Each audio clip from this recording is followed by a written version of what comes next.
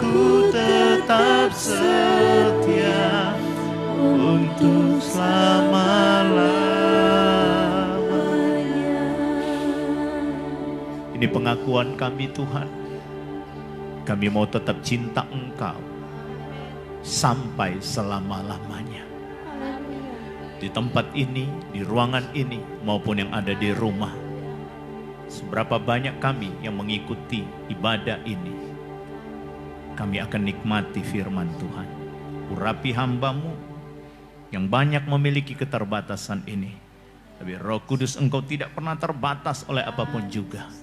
Engkau yang akan menyampaikan pesan-pesan-Mu sesuai dengan keperluan kebutuhan kami.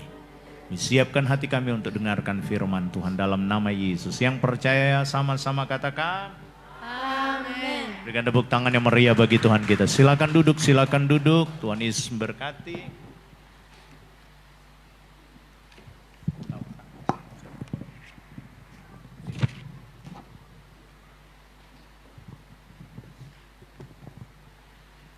Shalom. Puji Tuhan. Masih kurang ini. Puji Tuhan. Haleluya. Puji Tuhan, haleluya. Kasih tepuk tangan yang meriah bagi Tuhan kita. Haleluya. Saudara bersuka cita pagi ini, amin. Dari tadi malam, dari kemarin ya, hujan seharian sampai sekarang dia sambung lagi. Kedinginan, tetapi roh kita harus tetap menyala-menyala. Amin. Bilang sama teman kiri kananmu, rohmu harus menyala. Bilang sama dia, guys, rohmu harus menyala. Amin. Oke, baik. Saya akan bicara tentang, kita baca di dalam kitab Bilangan. Pembacaan kita, ya, setiap pagi kita baca kitab Bilangan di dalam perjanjian lama. Lalu perjanjian baru kita masuk di Markus. Dan ketika saya membaca kitab Bilangan ini, Tuhan sepertinya Roh Kudus mengarahkan. Bukan sepertinya, Roh Kudus memang mengarahkan mata saya untuk memperhatikan tentang Bilangan pasal 20 ini, di mana Musa dan Harun tidak boleh masuk ke tanah perjanjian. Dan saya mulai berdoa, belajar apakah penyebab dan saya simpulkan dan Tuhan taruh dalam hati saya untuk bagikan berkat-berkat ini. Jadi hari ini kita akan bicara mengapa Musa dan Harun tidak masuk ke tanah Kanaan. Bilangan pasal 20 ayat 12, kemudian kita lompat ayat 24. Kita tidak baca semuanya, tetapi kita akan baca Bilangan 20 ayat 12, sebenarnya itu dari ayat 12 terus ke bawah itu. Tapi saya cuma mau ngajak saudara untuk baca beberapa ayat saja. Kalau tidak keberatan yang ada di ruangan ini, silakan bangkit berdiri untuk menghormati pembacaan firman Tuhan yang pertama. Yang ada di rumah, kalau saudara bisa buka Alkitab saudara, kalau saudara bisa lihat di screen ini, silakan. Sama-sama kita baca Bilangan 20 ayat 12 dan ayat 24. 1, 2, ya. Tetapi Tuhan berfirman kepada Musa dan Harun, karena kamu tidak percaya kepadaku dan tidak menghormati kekudusanku di depan mata orang Israel, itulah sebabnya kamu tidak akan membawa jemaah ini masuk ke negeri yang akan kuberikan kepada mereka. Harun akan dikumpulkan kepada kaum leluhurnya, sebab ia tidak masuk ke negeri yang kuberikan kepada orang Israel, karena kamu berdua telah mendurhaka kepada titahku dekat mata air di Meriba. Silakan duduk. Tuhan Yesus memberkati. Saudara, jauh sebelum zaman Musa ada zaman Abraham. Tuhan sudah berjanji kepada Abraham bahwa engkau akan menduduki tanah asing, tanah Kanaan, tanah perjanjian. Tanah Kanaan, apa arti tanah Kanaan? Tanah Kanaan bukan berbicara mengenai sorga. Sekali lagi, tanah Kanaan bukan berbicara mengenai sorga. Kenapa? Karena di tanah Kanaan masih ada peperangan. Sampai di sini saudara mengerti? Yang mengerti katakan amin. Jadi di tanah Kanaan bukan berbicara mengenai sorga. Tanah Kanaan berbicara mengenai kelimpahan berkat. Karena Allah berfirman kepada orang Israel, kamu akan masuk di tempat yang penuh dengan kelimpahan. Di situ tidak perlu berhemat katanya. Susu dan madunya yang luar biasa. Amin. Itu tanah yang penuh dengan kelimpahan. Jadi tanah Kanaan berbicara tentang kelimpahan berkat yang pertama. Kemudian tanah Kanaan berbicara mengenai kemaksimalan potensi Allah yang telah Allah berikan kepada kita. Katakan, coba lirik kiri kananmu, bilang kamu tuh punya potensi yang dahsyat. Bilang. Iya, bilang sama kiri kananmu, kamu punya potensi yang dahsyat.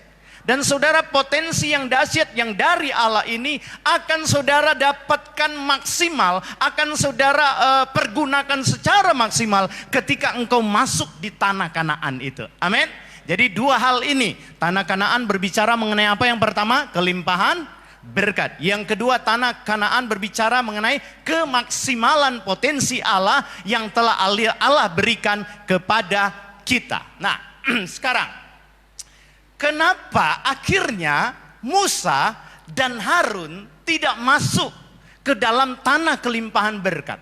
Atau kenapa Musa dan Harun tidak masuk ke dalam kemaksimalan potensi yang Allah berikan? Saudara bisa bayangin loh, Tuhan persiapkan Musa 40 tahun di padang gurun. 40 tahun. Tinggal di istana Mesir, 40 tahun dia di padang gurun, 40 tahun dia bersama dengan bangsa Israel. Berarti ada 80 tahun, ya kan, di padang gurun. Karena 40 tahun dia pimpin bangsa Israel keluar dari Mesir. 40 tahun sudah mau masuk. Tuhan bilang, Musa, lu nggak boleh masuk, lu cuma boleh lihat dari jauh. Ini sudah di perbatasan Kanaan lu, saudara. Sudah dekat. Apa yang terjadi, saudara? Karena Tuhan perintahkan Musa, engkau nggak bisa masuk. Sayang nggak, saudara? Persiapkan di padang gurun, 40 tahun yang kedua bersama orang Israel di padang gurun. Sudah banyak harga yang dia bayar, tapi nggak masuk ke maksimalan, ke tanah kelimpahan berkat. Saudara bisa berpikir nggak? Kalau engkau jadi seorang Kristen, engkau jadi orang murid Kristus yang sudah jaga hidupmu, lalu tidak masuk ke dalam kelimpahan itu, bukankah sayang? Betul? Saya tidak mau jadi orang yang membazir. Kalau saya mau bertobat sungguh-sungguh. Kalau saya mau iring Tuhan, saya mau iring Tuhan sungguh-sungguh. Kalau saya mau taat, saya mau taat sungguh-sungguh. Supaya apa? Supaya saya bisa masuk ke tanah kelimpahan itu. Amin. Di dunia ini Tuhan janjikan engkau bisa ngalamin kelimpahan itu. Tapi banyak orang sama seperti Harun dan Musa, mereka nggak nikmati itu. Nah sekarang kita lihat apa penyebab 4 kesalahan Musa. Perhatikan di depan sini, 4 kesalahan Musa dan Harun. Saya catat minimal ya, 4 kesalahan Musa dan Harun sehingga membuat dia tidak masuk ke tanah kelimpahan itu. Yang pertama, tidak percaya kepada Tuhan dan janji-janji Tuhan. Perhatikan ayat 12, bilangan 20. Sama-sama kita baca yuk ayat ini. 1, 2, ya. Tetapi Tuhan berfirman kepada Musa dan Harun, karena kamu tidak percaya kepadaku dan tidak menghormati kekudusanku di depan mata orang Israel, itulah sebabnya kamu tidak akan membawa jemaah ini masuk ke negeri yang akan kuberikan kepada mereka. Perhatikan. Karena apa? Kamu tidak percaya kepadaku. Pertanyaannya, Musa percaya sama Tuhan enggak? Tapi kenapa Tuhan bilang tidak percaya? Ini percaya maksudnya yang bagaimana ini? Saudara, setelah saya pelajari, ini peristiwa ini terjadi untuk beberapa kali, untuk kesekian kali Musa bawa orang Israel kehabisan air. Masih ingat mereka pernah nggak ada air juga kan? Mereka ingin kembali ke Mesir. Dan akhirnya Tuhan buat mujizat, ada air. Ya kan? Lalu masih ingat nggak saudara, mereka minta daging. Mereka juga berontak sama Musa. Akhirnya Tuhan kirim daging. Masalah perut membuat mereka marah kepada Musa. Dan ini bukan ke pertama kali, ini ada ke beberapa kali yang masalah perut. Masalah sebelumnya mengenai masalah perut, masalah minum, masalah makan. Waktu mereka marah sama Musa, Tuhan buat mujizat. Amin. Dan berikutnya ada masalah-masalah perut lagi. Mereka marah sama Musa, Tuhan juga buat mujizat. Dan sekarang masalah yang sama datang. Harusnya Musa berpikir begini, dulu dia bisa buat mujizat, harusnya sekarang dia juga buat mujizat. Kan dia sudah berjanji bahwa aku akan membawa bangsa ini keluar dari tanah Mesir. Kamu akan menjadi orang asing. Ratusan tahun kamu akan dijajah. Jadi orang asing dan kemudian dibawa, aku akan bawa kembali engkau masuk ke tanah perjanjian. Itu janji Tuhan. Nah, waktu dia ketemu, hadapi kesekian kali nggak punya air, harusnya Musa tetap percaya. Dulu dia tolong, hari ini juga dia tolong.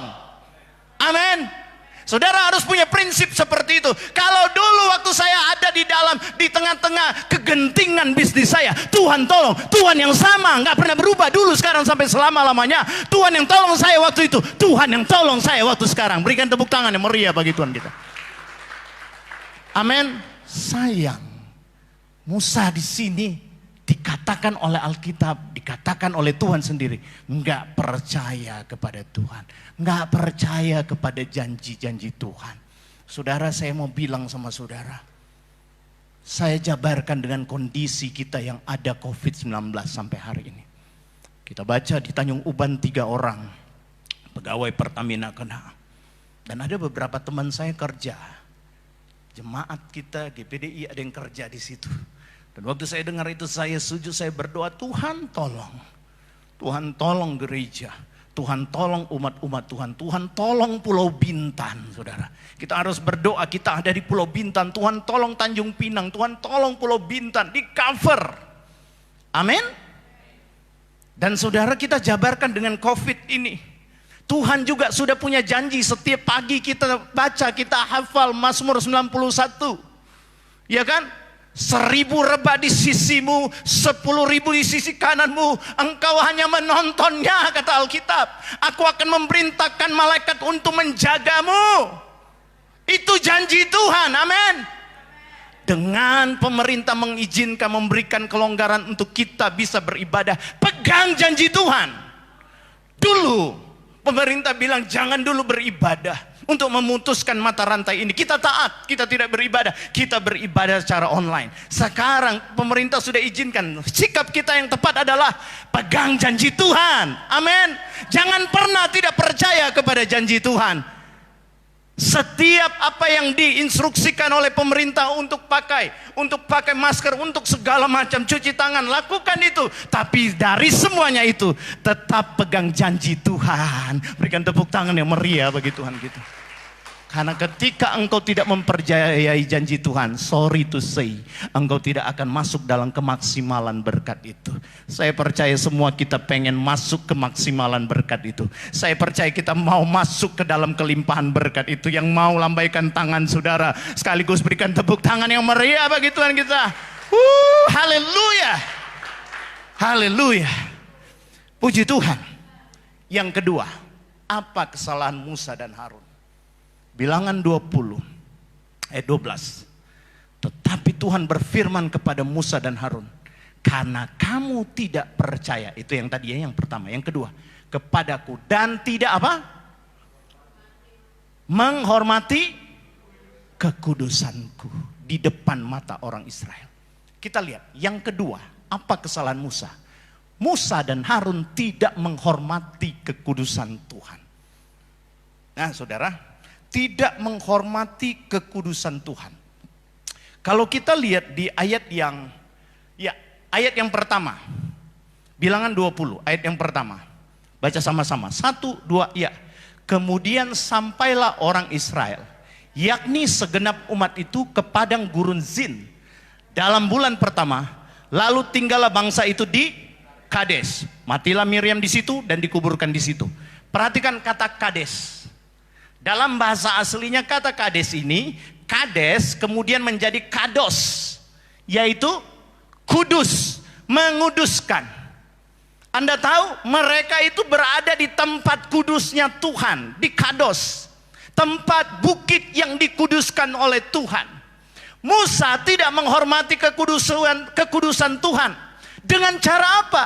Dengan mulut dan tindakan, yaitu memukul bukit kudus. Ini kesalahan Musa. Dia nggak menghormati dengan cara apa? Dengan cara dua, mulut dan tindakan. Nanti saya terangkan. Yang pertama, saudara, kesalahan Musa adalah dia tidak menghormati kekudusan Tuhan. Dengan cara apa? Dengan cara ini. Perhatikan saudara.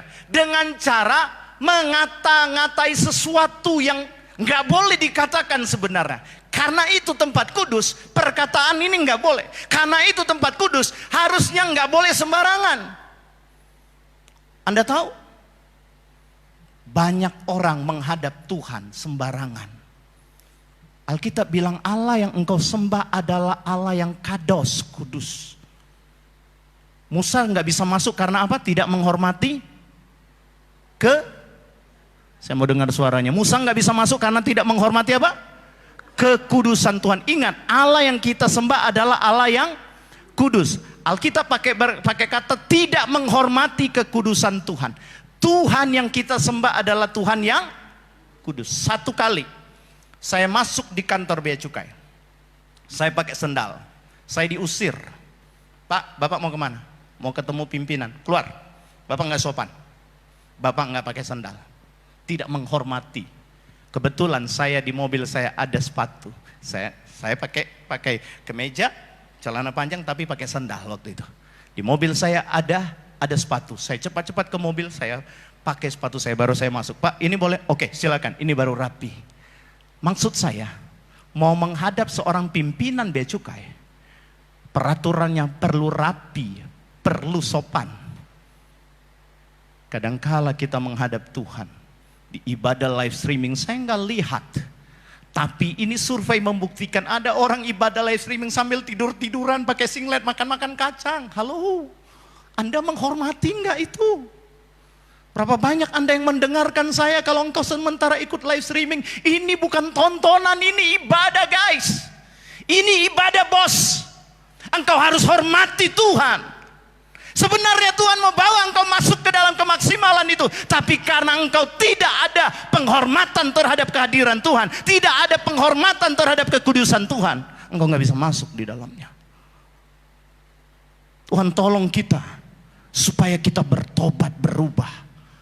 Beberapa waktu yang lalu saya pernah khotbahkan, kita menyanyi, kita berpakaian untuk Tuhan. Musa nggak masuk dalam kelimpahan hanya karena tidak menghormati kekudusan Tuhan.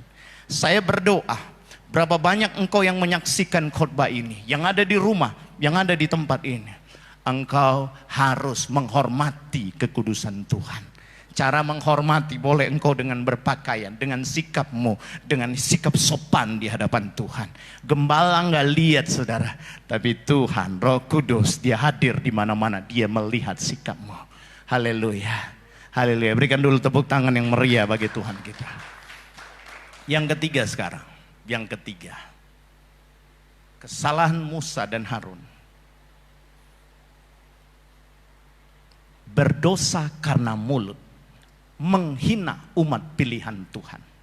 Dalam ayat yang ke-10 perhatikan. Ketika Musa dan Harun telah mengumpulkan jemaah itu di depan bukit batu itu, berkatalah ia kepada mereka. Kepada siapa? Kepada orang Israel. Dengarlah kepadaku, hai orang-orang apa? Ini kesalahan Musa. Tuhan marah. Tuhan marah. Musa di tempat kudusnya Tuhan, dia berdosa dengan perkataannya. Dia menghina umat pilihan Tuhan dengan berkata, hei kamu orang-orang durhaka, dengarkan aku. Apakah kami harus mengeluarkan air bagimu dari bukit batu ini? Perhatikan kalimat ini, hai orang-orang durhaka. Dalam bahasa asli bilang begini, Musa dan Harun mengatai bangsa pilihan Tuhan dengan menyebut apa? Orang-orang kata orang-orang durhaka di situ memakai kata ini, Hamorim. Dalam bahasa Ibraninya, Hamorim itu artinya orang kafir. Orang kafir itu orang yang tidak mentuhankan Allah pencipta langit dan bumi. Anda tahu, kita bandingkan sekarang Kejadian 17 ayat 7 sampai 8. Ini perjanjian Tuhan kepada Abraham. Sama-sama baca. 2, 3. Aku akan mengadakan perjanjian antara aku dan engkau serta keturunanmu turun-temurun menjadi perjanjian yang kekal, supaya aku menjadi Allahmu dan Allah apa? Tuhan sudah berjanji kepada Abraham, keturunanmu akan aku jadikan bangsa pilihanku, dan aku harus jadi Tuhan atas keturunanmu. Kepadamu dan kepada keturunanmu akan kuberikan negeri ini yang kau diami sebagai orang asing, yakni seluruh tanah Kanaan akan kuberikan menjadi milikmu untuk selama-lamanya, dan aku akan menjadi apa? Sekarang Tuhan sudah buat perjanjian, orang Israel, orang pilihanku, dan orang Israel harus bertuhankan aku, kata Tuhan. Sekarang Musa enak-enak bilang, hei kalian orang kafir. Siapa yang marah sama Musa? Tuhan yang marah sama Musa. Karena Musa sendiri mengkafirkan bangsa pilihan Allah. Saudara, saya belajar, saya renungkan, Musa nggak masuk ke tanah perjanjian berkat hanya karena mulut. Tanya kiri kananmu, mulutmu harus benar, bilang. Halo, yang di rumah suami istri bilang mulut harus benar. Musa nggak masuk ke tempat kelimpahan berkat hanya karena mulut. Saya mau ajak saudara lihat Mazmur 106 ayat 32 sampai 33, baca sama-sama. 2, 3. Mereka menggusarkan dia di sini huruf besar, siapa? Tuhan. Dekat air Meriba, sehingga Musa kena celaka karena sebab mereka memahitkan hatinya. Di sini Tuhan apa Musa? Musa. Sehingga ia apa? Teledor dengan kata-katanya. Anda bisa lihat, orang Israel bikin Musa gusar, bikin Tuhan gusar, lalu memahitkan hati Musa. Harusnya meskipun hatinya pahit, mulutnya jangan pahit. Amin. Sayang, Alkitab bilang dia teledor dengan kata-katanya. Saya catat begini, hati-hati mengeluarkan kata-kata ketika hati kita sedang tidak stabil atau ketika kita lagi emosi. Hati-hati bos. Suami-suami, saya pesan hati-hati. Kalau lagi emosi, jangan tiba-tiba kita udah gak cocok, ceraikan. Cerai itu. Istri-istri hati-hati kalau lagi emosi, jangan sampai kata-katamu yang Alkitab bilang teledor dengan kata-katamu. Orang Tionghoa bilang piu cuy. Ingat, Alkitab bilang semua kata-kata yang keluar akan dipertanggungjawabkan di pengadilan loh. Amin. Musa nggak masuk ke dalam kelimpahan hanya karena teledor kata-katanya yang tidak memberkati. Amsal 21 ayat 23, yuk sama-sama baca. 1, 2, ya. Siapa memelihara mulut dan lidahnya, memelihara diri daripada kesukaran. Katakan amin. Mulut ini harus dipelihara, Pak. Kalau engkau mau nikmati kelimpahan berkat, jaga mulutmu. Amin. Ibu, kalau kau mau menikmati kelimpahan berkat, jaga mulutmu. Para pebisnis, saya ngerti hari-hari ini kita ada di situasi yang sangat sulit.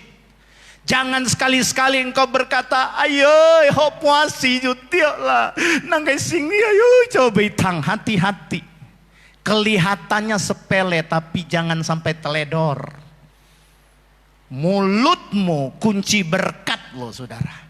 Alkitab bilang dengan mulutmu engkau diberkati, dengan mulutmu engkau terkutuk.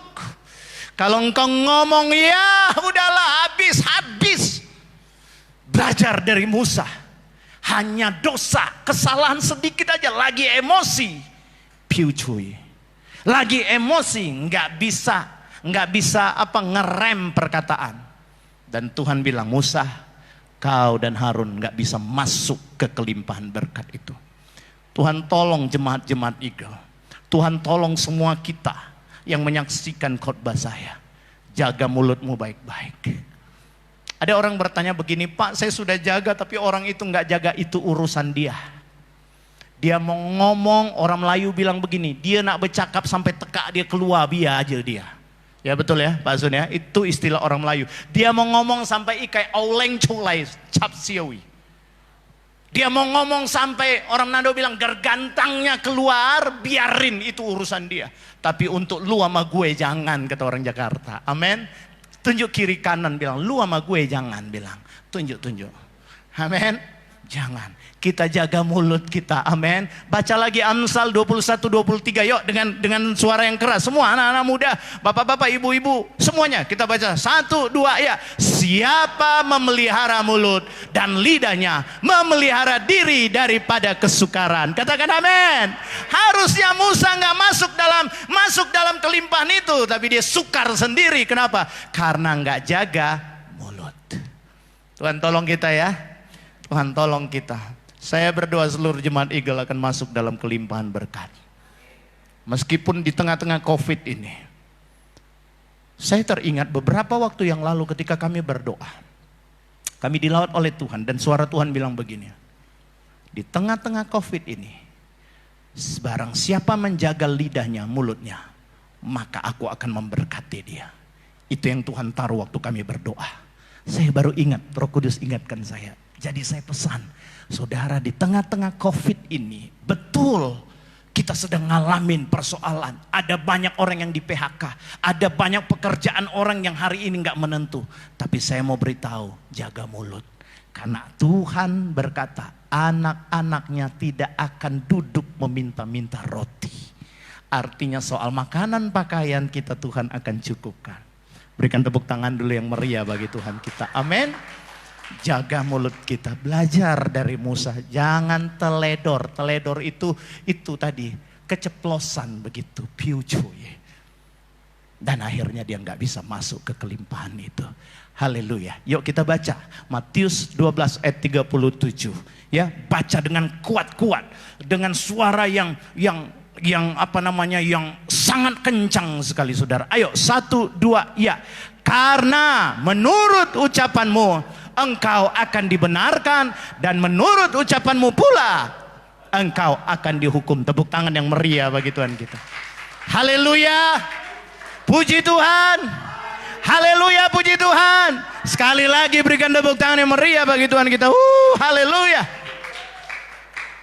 Dengan ucapanmu engkau akan dibenarkan. Ucapan Musa yang membuat dia salah, saudara. Enggak masuk dalam kelimpahan berkat. Akhirnya dia dihukum. Tuhan tolong kita jaga mulut kita. Haleluya. Dan yang terakhir, wow, khotbah pendek enak ya saudara. Haleluya. Puji Tuhan. Yang keempat, kesalahan Musa dan Harun. Mari kita baca Bilangan 20 ayat 11. 1, 2 ya. Sesudah itu Musa mengangkat tangannya, lalu memukul bukit batu itu dengan tongkatnya 2 kali. Maka keluarlah banyak air, sehingga umat itu dan ternak mereka dapat minum. Saudara, kesalahan Musa tidak dengar-dengaran kepada perintah Tuhan. Kesalahan Musa, dari mana dia tidak dengar-dengaran? Ayat 11, Bilangan 20 dicatat, sesudah itu Musa mengangkat tangannya lalu apa? Memukul. Kita lihat perintah Tuhan suruh pukul atau apa? Bilangan pasal 20 ayat 8. Tuhan suruh apa? Baca sama-sama. Pelan-pelan baca sama-sama. 1, 2 ya. Ambillah tongkatmu itu dan engkau dan Harun, kakakmu harus menyuruh umat itu berkumpul. Katakanlah di depan mata mereka kepada, supaya diberi, disuruh apa? Disuruh apa? Ada disuruh pukul. Kesalahan Musa, nggak dengar-dengaran. Tuhan suruh katakan, hei, di depan umat-umat Israel, Tuhan suruh ambil tongkat, dengan tongkat itu berdiri di depan bukit, lalu Tuhan suruh katakan. Kalau saya dramatisirkan begini, hai bukit, keluarkan airmu. Seketika itu bukit harus keluarkan air karena itu perintah Tuhan. Tapi Musa langgar, dia nggak dengar-dengaran. Saking jengkelnya dia bukan pakai kata-kata, pakai orang Melayu bilang pakai penokok, pakai ketuk. Dan Tuhan marah. Ini mengakibatkan dia nggak masuk ke tanah kelimpahan. Hanya karena tidak dengar-dengaran. Saudara, saya mau bilang kepada saudara, dengar-dengaran itu sangat penting. Bapak-bapak, ibu-ibu, engkau mau anakmu dengar-dengaran? Sebagai hamba Tuhan, dengar baik. Sebagai gembala, orang tua rohani, saudara, dengarkan perkataan pimpinan rohanimu. Kalau engkau bisa dengarkan perkataan pimpinan rohanimu, mendengarkan dengan baik, mentaatinya, itu akan berpengaruh kepada anak-anakmu. Saudara bisa bayangkan, kadangkala ada orang yang tidak mau mendengarkan perintah-perintah, mendengarkan apa yang disampaikan Tuhan lewat orang tua rohani. Saudara jangan marah kalau anak saudara juga enggak dengarkan kau. Karena itu berpengaruh. Alkitab kan bilang begini, hormati ayah ibumu dan hormati orang tuamu di dalam, ada dua ya, ayah ibu yaitu orang tua dan ibu, ayah dan ibu kandungmu. Kemudian orang tua di dalam Tuhan itu pemimpin rohanimu, disuruh hormati. Kalau saudara nggak menghormati pemimpin rohanimu, sementara saudara disebut anak-anak rohani, sama artinya anakmu juga tidak menghormati engkau. Dan itu akan berpengaruh. So saya selalu bilang, dengar-dengaranlah kepada firman. Apa yang disampaikan pimpinan rohani saudara, dengar. Hari ini saudara ada begitu banyak. Saya lihat ada seorang teman, seorang guru kita, ya, saudara Mener Fani Sondak, dia sampaikan begini, ada banyak orang hari ini tercemar rohani mereka dengan sembarangan dengar firman dari luar. Memang manis-manis bu, yang manis-manis dia dengar, yang enak-enak dia dengar, yang manis terus, pokoknya yang keras-keras dia nggak mau dengar. Kebanyakan manis penyakit gula lu, lama-lama tinggal diamputasi lu, ya kan? Saudara, biar pahit, kalau itu untuk kesehatanmu, terimalah dengan sukacita. Amin. Bilang kiri kanan, biar pahit terima dengan sukacita. Amin. Dengarkan baik-baik. Karena kalau engkau nggak mendengarkan pimpinan rohani saudara, anakmu itu akan berpengaruh. Saya sudah melihat ada orang yang saya nilai dari jemaat kita. Saya nilai dia nggak mau dengarkan perkataan pimpinan rohaninya. Anaknya dia sampai dia nangis-nangis. Kenapa yang anak saya begini? Hal yang kecil loh saudara. Saya mau bilang sama saudara, Musa buat kesalahan besar nggak? Tidak kan? Kecil aja sebenarnya kan? Disuruh ngomong dia pakai ketuk. Nggak ada orang yang tersakiti sebenarnya kan? Kalau dia pakai ketuk Harun punya kepala mungkin dia salah besar. Tapi dia ketuk itu gunung kudusnya Tuhan. Disuruh bicara dia nggak bicara, tapi dia pakai pukul. Bagi Tuhan hal yang kecil itu sangat pengaruh loh saudara. Karena Tuhan lagi membuktikan ini orang mau dengar-dengaran gak? Anda tahu dengar-dengaran ini sangat penting dalam kehidupan rohani. Saya ada pada satu ayat yang terakhir. 1 Samuel pasal 15 ayat 22 dan 23. Kita tahu cerita ini, Saul berperang, lalu Samuel bilang tumpah semua, lembu-lembu pokoknya ternak mereka hajar semua. Sekarang dia sudah menang peperangan itu, apa yang terjadi? Dia nggak potong itu lembu, dia nggak tumpas, dia nggak bunuh, dia simpan. Sehingga Samuel tegur dia. Ini kata Samuel. Waktu Samuel jawab begini, tetapi jawab Samuel, apakah Tuhan itu berkenan kepada korban bakaran dan korban sembelihan sama seperti mendengarkan suara Tuhan? Maksudnya begini, Saul bilang begini, engkau memang suruh aku basmi semua, potong semua ini ternak dari musuh. Tapi aku lihat, wayu, ikai guneng nyanya ne, ikai biyo ne, pui-pui ne, nyanya. bagus semua, lembunya bagus, dia punya domba bagus, aku mau berikan persembahan untuk Tuhan. Samuel jawab begini, emang lu pikir Tuhan berkenan kepada korban bakaran dan korban sembelihan sama seperti kepada mendengarkan suara Tuhan? Sesungguhnya, yang merah ini yuk kita baca sama-sama. 1, 2, ya. Mendengarkan lebih baik daripada korban sembelihan, memperhatikan lebih baik daripada lemak domba-domba jantan. Katakan amin. Hei, dengar baik GFG, anak-anak muda. Terlalu banyak kali, hampir setiap kali saya naik di mimbar maupun saya bertemu secara pribadi, saya selalu bilang, tolong anak-anak muda dengarkan baik-baik, jangan terlalu banyak main game. Tapi kalau engkau nggak mau mendengarkan saya, saudara, saya mau beritahu, jangan tunggu waktunya nanti engkau hancur-hancuran baru menangis sama Tuhan. Alkitab bilang mendengarkan lebih baik daripada korban sembelihan, memperhatikan lebih baik daripada lemak domba-domba jantan. Artinya begini, lu boleh mempersembahkan, aku orang yang suka berkorban Tuhan, aku suka memberi persembahan, aku suka melayani bla bla. Tapi kalau engkau nggak mendengarkan firman Tuhan, nggak mau taat, nggak mau dengar-dengaran kepada pemimpin rohani, kepada orang tua secara jasmani, kepada Tuhan, Tuhan bilang no. Tuhan bilang apa? Engkau pendurhaka, nak.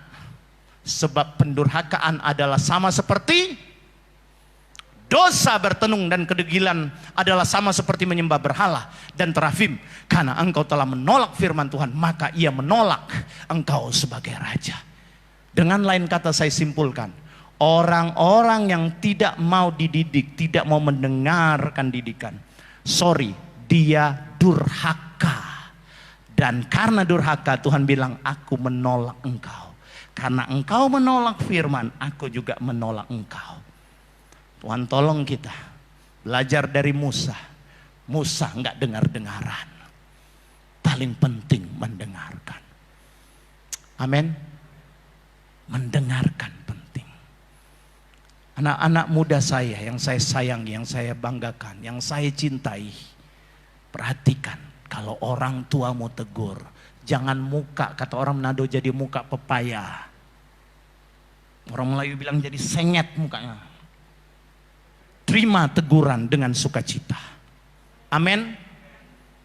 Saya percaya engkau tidak mau dikategorikan anak durhaka. Amin. Waktu Musa bilang, hei kaummu orang durhaka. Sebenarnya yang durhaka siapa? Karena Tuhan bilang orang yang tidak mendengarkan firman Tuhan sama dengan yang durhaka siapa?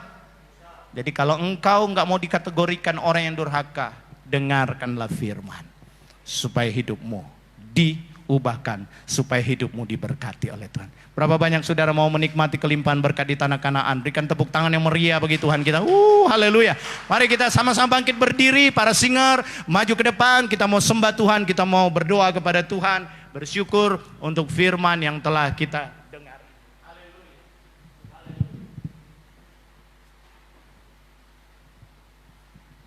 Puji Tuhan.